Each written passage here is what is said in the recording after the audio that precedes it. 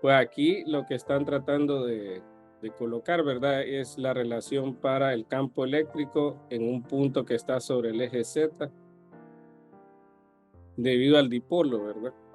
Entonces tenemos aquí la contribución de la carga positiva y la contribución de la carga negativa, ¿verdad? Como son cargas puntuales, entonces sería 1 sobre 4 pi epsilon sub 0 por, en este caso, bueno, aquí dice no es protón y electrón, ¿va? Sino que es una carga positiva y negativa. Entonces le podríamos poner así, ¿verdad? Y de esa manera entonces pues ya tenemos una expresión, ¿va? Pero aquí lo que hacen es simplificarlo un poco más, miren, y usando la definición de el momento dipolar eléctrico. Entonces, bueno, ¿quién sería R más? Entonces aquí para ubicar ese punto P y ver la distancia entre lo que sería, por ejemplo, si ustedes lo ven aquí, lo voy a acercar un poco. R más sería la distancia de la partícula cargada positiva al punto P, ¿va? Y el otro igual. Y acá pues lo que hacen es definir de la separación. Este es un punto medio, dice. Ustedes pueden ver de que en este caso, pues para R más, medido desde este origen, ¿verdad? Que es donde dice Dipole Center. Entonces sería D medios, ¿verdad? Y el valor este de R, ¿verdad? Es decir, la distancia en este caso sería en base a Z, lo hacen, perdón, en base a Z, sería todo este valor de Z menos el D medios, que es lo que sobra, ¿verdad? Por lo que es la parte de la separación del dipolo. Y R menos sería más bien Z más este otro valor de abajo de medios, ¿verdad? Es decir, que R más cuadrado sería Z menos D medios, ¿verdad? Todo al cuadrado. Y R menos sería entonces Z más D medios. Entonces lo que hacemos ahora es simplificar esa parte, miren, porque al final si ustedes notan, pues este Q se puede factorizar y aquí solo le queda pues 1 y 1. Entonces, ¿cuánto sería 1 sobre R más cuadrado menos 1 sobre R menos cuadrado? Entonces le quedaría 1 sobre Z menos D medios al cuadrado menos 1 sobre Z más D medios al cuadrado. Ahí hay que hacer el binomio y simplificar cosas, ¿no? Entonces, este pasa al otro lado, quedaría, por ejemplo, así, miren. Z cuadrado más DZ más D cuadrado sobre 4, ¿verdad? En el otro quedaría menos Z cuadrado. Hay un menos de fórmula por este binomio, ¿verdad? Entonces sería menos ZD. Acá quedaría más DZ. D cuadrado sobre 4, ¿verdad? Quedaría positivo, pero por el menos que está ahí, acá, ¿verdad? Se cancela, ¿no? Y si ustedes toman aquí, por ejemplo, uno de estos y uno de estos, se genera una diferencia de cuadrado. Z a la 2 menos D sobre 2 al cuadrado. Pero ese si usted toma uno, pero como hay dos, esto queda al cuadrado. Y bueno, se cancela este y queda 2 de Z. 2 de Z. Entonces, esta expresión que estamos simplificando queda 2D por Z sobre Z al cuadrado menos D cuadrado sobre 4, pongámosle. Si factorizamos el Z cuadrado que está aquí, como está al cuadrado, en realidad queda Z a la 4. Y aquí queda 1 menos D cuadrado sobre 4Z al cuadrado todo al cuadrado. se cancela una de esas zetas y queda 2D por z al cubo por 1 menos d cuadrado sobre 4z cuadrado. Solo es una expresión, ¿va? Que estamos trabajando para el caso del dipolo y simplificado, obviamente, solo alineado al eje Z, ¿va?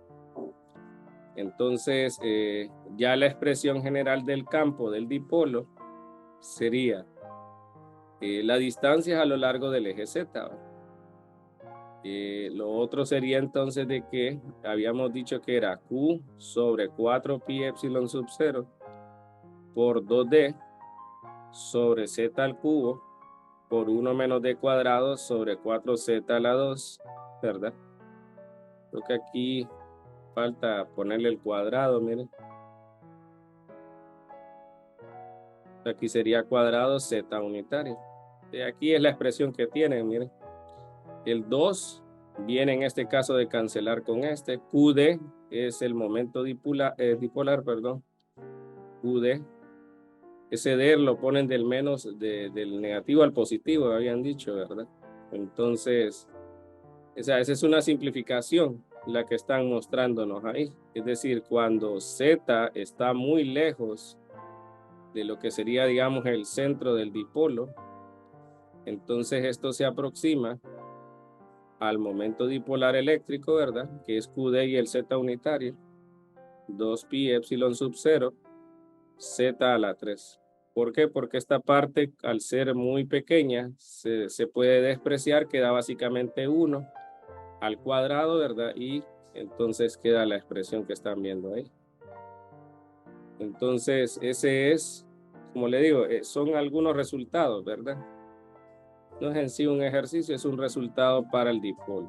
En la clase que sigue después de esto, ustedes ven más a detalle cómo sale eso del momento dipolar y cómo se puede escribir. Creo que a través de una serie de los diferentes momentos, ¿verdad? No solo hay dipolar, ¿verdad? Hay más.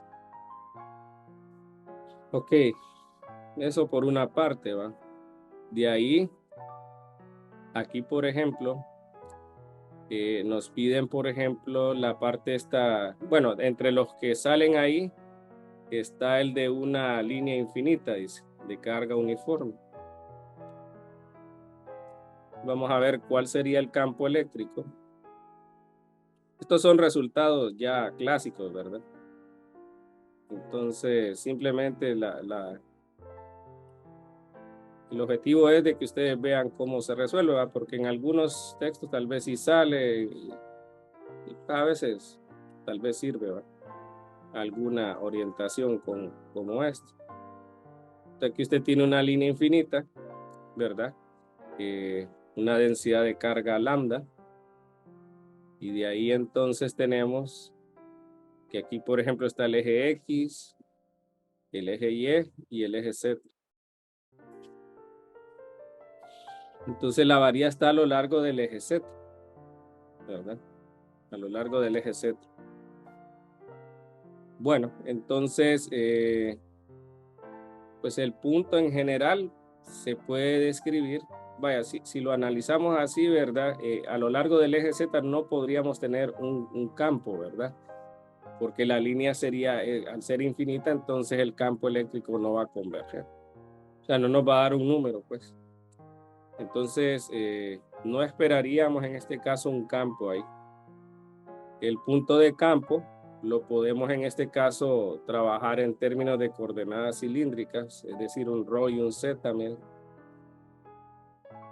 Y pues creo que en algunos casos solo lo que hacen es trabajarlo en función de ρ, del punto de campo, ¿va?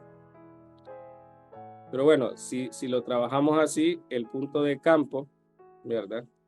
Sería escrito en coordenadas cilíndricas, ρ unitario, z unitario.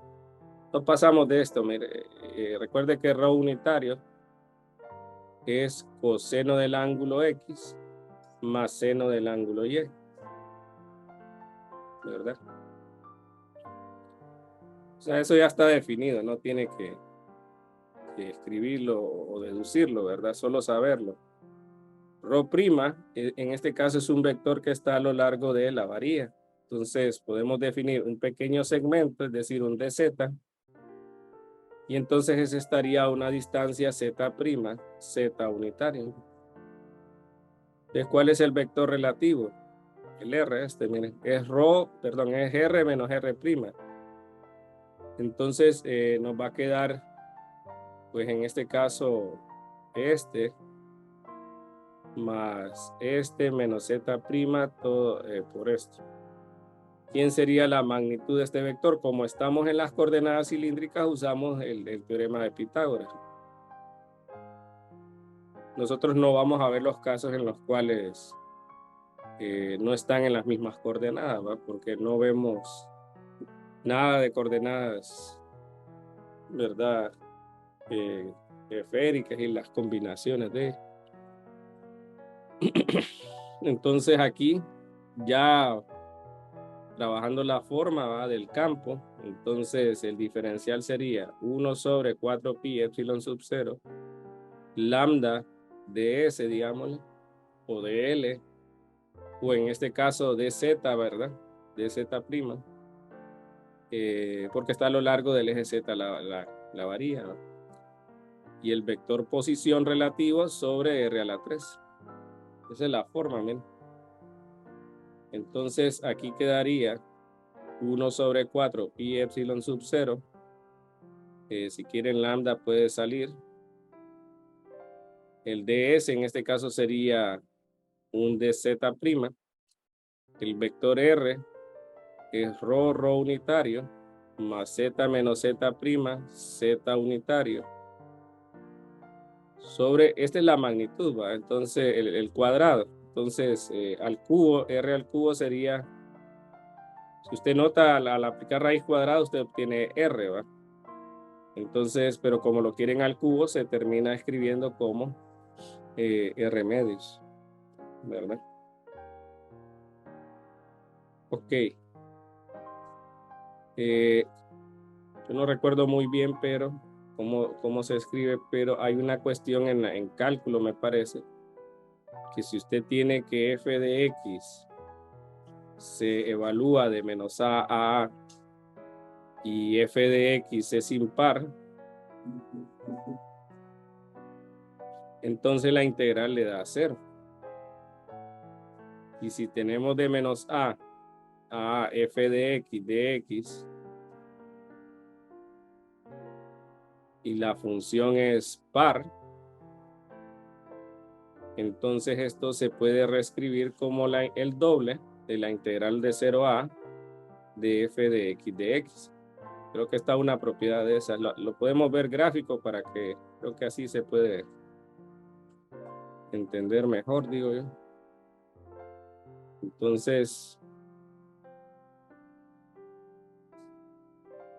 ok, por ejemplo, miren una cúbica. Si usted hace la integral, aquí tiene un valor negativo de la integral, pero aquí tiene un valor positivo, entonces por eso se cancela, ¿va? Mientras que en la cuadrática, digamos, aquí tiene un valor positivo y aquí tiene un valor positivo. Es por eso lo del doble, ¿va? Bueno, ¿y por qué traemos a esa parte, verdad? Porque si usted analiza Z unitario, que de hecho lo habíamos visto, ¿verdad? Lo habíamos comentado de que no se esperaría un campo ahí, ¿va? Entonces solo voy a colocar la parte más pertinente, es decir, el ZZ', DZ' sobre el rho cuadrado más Z menos Z' a la 3 medios, ¿va? Si bien es cierto abajo, tal vez no podríamos asegurar si es par o impar, pero esta parte de aquí definitivamente lo es, ¿verdad? Y los límites de integración, al ser una variedad infinita, debería ser de esta forma. Quiere decir de que al ser una función impar, esto nos da 0, sin hacer mucho, ¿verdad? Entonces solo tenemos contribución en el lado de rho. Entonces esta primera parte lo vimos porque es que es casi obligado, ¿va? Porque tenemos la situación de que pues la variedad es infinita. Ok, en el otro caso sería lambda sobre 4pi epsilon sub 0. Yo tal vez no dibujo bien el lambda, ¿va? Y tal vez usted lo puede ver en el libro para que lo vea mejor. Entonces el rho es una constante en este momento. Y tendríamos dz' sobre rho cuadrado más z menos z'. Aquí no le puse cuadrado, miren, a la 3 medios. Entonces nos queda esa integral. Si usted hace que z menos z' sea igual a rho tangente de un ángulo, la derivada en este caso sería menos dz' igual a rho secante cuadrado de beta por d beta. Entonces, ¿cómo queda la simplificación, va? Entonces vamos a ver, aquí el dz se convierte en menos rho secante cuadrado de beta. Abajo queda entonces que z menos z' cuadrado sería rho cuadrado tangente cuadrado. Rho cuadrado más rho cuadrado tangente cuadrado se factoriza el rho y le queda rho cuadrado multiplicado por 1 más tangente cuadrado. Eso por identidad de Pitágoras le da secante al cuadrado. Es decir, que nos quedaría rho cuadrado, secante cuadrado de este a la 3 medios. Se cancela el 2 y queda el cubo, ¿verdad? Y con el secante cuadrado se cancelan 2 y queda 1 sobre secante, que es coseno. Aquí tenemos un rho, aquí tenemos un rho y aquí quedan al final 3. Entonces aquí queda al final 4pi epsilon sub 0 rho, la integral de beta sobre, no, coseno acaba. Coseno de beta habíamos dicho. ¿Verdad? Bueno, entonces la integral de coseno es seno, ¿verdad? Entonces nos quedaría lambda 4pi epsilon sub 0 rho por seno de beta. Trabajando el triángulo, por ejemplo, usted tendría que este es beta, este sería z menos z' y aquí sería rho. Entonces quiere seno del ángulo, ¿va? Entonces seno del ángulo sería menos lambda sobre 4pi epsilon sub 0 rho por seno, ¿va? Z menos z sobre rho cuadrado más z menos z' al cuadrado a la 1 medio. Usando lo de Pitágoras, va, esta es la hipotenusa. Evaluado de menos infinito a infinito. Bueno, entonces, pues si lo vemos así, ¿verdad? Bueno, con el primero quedaría entonces evaluar infinito, ¿va? Pero fíjense que aquí este se puede reescribir. Toda esta parte, miren, se puede reescribir. Por ejemplo, se puede dividir todo por z menos z'. De hecho, miren que aquí el z' se puede escribir, esta parte de arriba en el numerador se puede escribir como z' menos z, para quitar este menos, ¿no? Y abajo no me altera nada, porque si usted lo factoriza como está al cuadrado, queda igual, ¿va? Entonces, al dividir, por ejemplo, z' menos z en el denominador, en ambos, ¿va? Numerador, denominador, entra este en la raíz como z' menos z al cuadrado. Es decir, que aquí al final queda z' menos z al cuadrado más 1 todo a la 1 medio. ¿Verdad?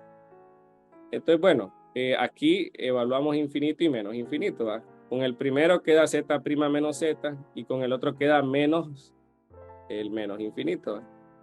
Entonces, al final, al evaluar estos dos, ¿verdad? Todo esto queda como 1 y se suma 2 veces el resultado. Entonces, el campo al final nos queda como lambda sobre 4pi epsilon sub 0 rho por 2. en Z unitario, ¿se acuerdan?